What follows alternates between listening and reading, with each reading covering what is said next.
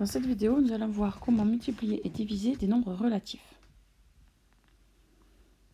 Commençons par le cas où nous multiplions deux nombres de signes contraires.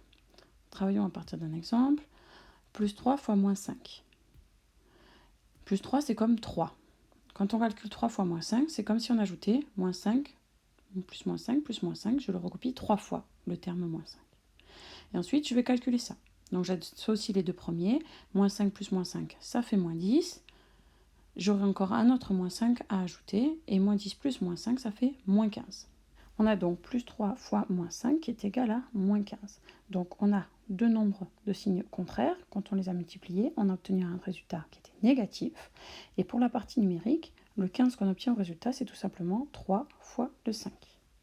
Donc en conclusion, on pourra généraliser. Le produit de deux nombres relatifs de signes contraires est négatif.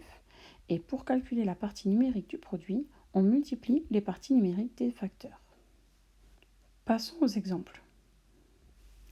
Moins 6 fois 2, là on va obtenir moins 12 puisqu'ils sont deux signes contraires, donc le résultat est négatif, et 6 fois 2, 12. En dessous, 7 fois moins 4, moins 28, et moins 9 fois 10, moins 90.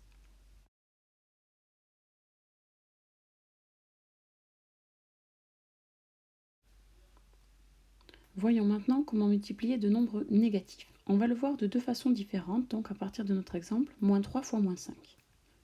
Première méthode, en utilisant ce qu'on a vu juste précédemment, 3 fois moins 5 égale moins 15. Nous, on va avoir l'opposé de 3, donc le résultat est aussi l'opposé de moins 15. Une autre explication, en utilisant la distributivité, on écrit donc moins 3 plus 3 qu'on veut multiplier par moins 5. Quand je calcule dans la parenthèse, j'ai moins 3 plus 3 qui fait 0, et quand je multiplie par moins 5, ça fait 0. Si je fais le calcul maintenant avec la distributivité, j'ai moins 5 fois moins 3, plus moins 5 fois plus 3. Le résultat de droite qu'on connaissait, moins 5 fois plus 3 qui fait moins 15, et on sait que le résultat final, ça doit être 0. Donc on complète par plus 15. Ainsi, moins 3 fois moins 5, ça vaut plus 15. Et c'est un résultat qu'on va pouvoir généraliser. Donc à chaque fois qu'on va multiplier ensemble deux nombres négatifs, on aura un résultat positif. Pour la partie numérique, on multiplie toujours les parties numériques des facteurs. Passons maintenant aux exemples. Alors le premier, moins 6 fois moins 2. Les deux facteurs sont négatifs, donc j'obtiens un produit positif. Moins 6 fois moins 2, ça fait plus 12. Ensuite, moins 4 multiplié par moins 4, plus 16.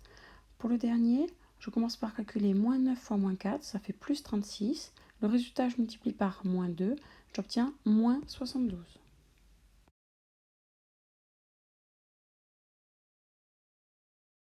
Donc finalement, quand je multiplie des nombres, j'ai deux cas à connaître. Soit je multiplie deux nombres de signes contraires, auquel cas le produit est négatif, soit je multiplie deux nombres négatifs et le produit est positif. Passons maintenant au cas de la division. Alors, pour comprendre un petit peu comment ça fonctionne, on va utiliser une multiplication à trous. Donc, moins 8 fois quelque chose égale plus 32. Comment trouver le nombre qui nous manque? On va réinvestir ce qu'on vient de voir. Moins 8, donc c'est négatif, le résultat est positif. Donc le nombre qui me manque est négatif. Moins par moins qui donne plus, le produit de deux nombres négatifs qui est positif.